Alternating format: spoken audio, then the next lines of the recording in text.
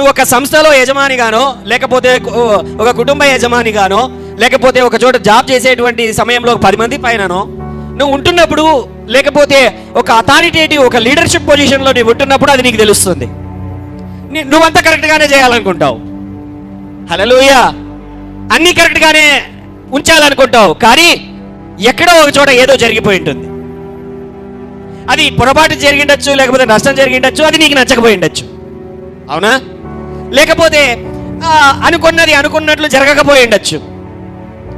కొన్నిసార్లు ఆ సమయంలో ఎటువంటి పరిస్థితులు అంటే, పాస్టర్ గారు కదా తెలీదా? అరే తెలీదయ్యా, తెలీదా? హల్లెలూయా. లేదు పెద్దోడివి కదా నీకు తెలీదా? పెద్దదానివి కదా నీకు తెలీదా? Hallelujah. As a members of the church, లేకపోతే as a member of the family, లేకపోతే as a person, as a responsible person in your company, in your institution, నీ యొక్క వర్క్లోనో, నీ బిజినెస్లోనో, నువ్వు పనిచేసే చోటనో.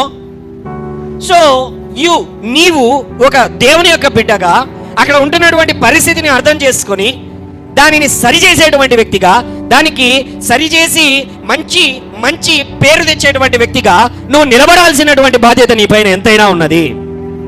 హల్లెలూయా, హల్లెలూయా. Are you understanding?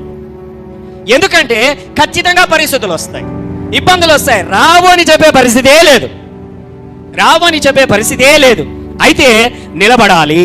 దేవుడు ఒక వాగ్దానం ఇచ్చినప్పుడు, ఒక మాట ఇచ్చినప్పుడు, ఒక ప్రవచనం ఇచ్చినప్పుడు, ఆ ప్రవచనమును, ఆ దర్శనమును, ఆ మాటను, ఆ కళను పట్టుకొని ముందుకెళ్తున్నప్పుడు, hallelujah, you will face so many things, you will face so many odds.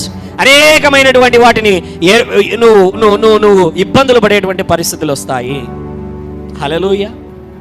ఇక్కడ యెహోషువపాతు పరిస్థితి అదే. తన చుట్టూ ఏమి చేయాలో కూడా కనీసం ధైర్యం చేసి యుద్ధానికి పోదాము అనుకునేదానికి కూడా వీళ్ళ రేషియోకి ఎన్నో రెట్లు, వీళ్ళు ఒకరుంటే వాళ్ళు వేలల్లో ఉన్నారు, చాలా మంది గుమికూడారు. అర్థము కానిటువంటి పరిస్థితి. అసలు అద్భుతములు జరుగుతాయా, అద్భుతములు అక్కడ అవకాశం ఉందా, అసలు పరిస్థితే చేయి దాటిపోయినటువంటి సంఘటనలు. మేలు కలుగుతుంది, అసలు ప్రాణం నిలబడితే చాలయ్యా, ఏంటి ప్రాణం నిలబడితే చాలు అనుకునే పరిస్థితులు. ఆస్తులు పోయినా, బంగారు పోయినా, ఇంకోటి పోయినా ప్రాణం ఓడి నిలబడితే చాలు అనేటువంటి పరిస్థితులలోనికి వచ్చారు. Hallelujah. That is the situation here.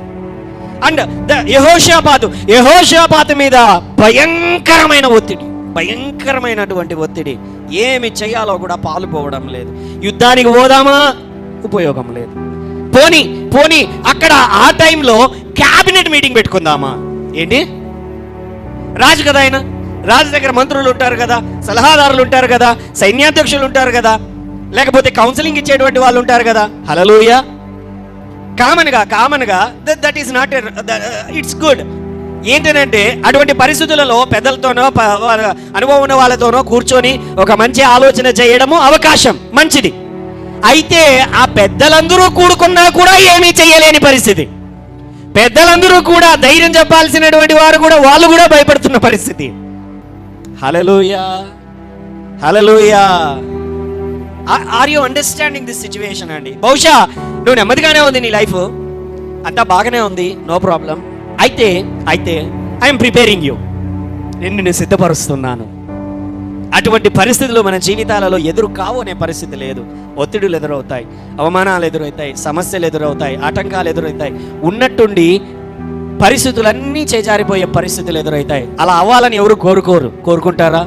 ఎవరు కోరుకోరు. అయితే సాతాను దాడి చేసే పరిస్థితులు ఉన్నాయి, సాతాను ఇబ్బంది పెట్టే పరిస్థితులు ఉన్నాయి. ఆ సమయంలో ఎక్కడికి ఏమి చేయాలో కూడా తెలియనటువంటి సమయంలో అతడు చేసినటువంటి పని ఏంటో తెలుసా ఇక్కడ? అందుకు యెహోషాపాతు 3వ వచనంలో భయపడి ఎలా ఉంది అక్కడ వాక్యము? ఏం చేశాడంటే ఆయన, హల్లెలూయా, రాదా అండి భయము? మరి హల్లెలూయా, రాజు కూడా భయపడ్డాడు. ఆమేన్. రాజు కూడా భయపడ్డాడు. భయపడి యెహోవా యొద్ద విచారించుటకు మనస్సు నిలుపుకొని యూదా అంతటా ఉపవాస దినము ఆచరింపవలనని చాటింపగా. హల్లెలూయా.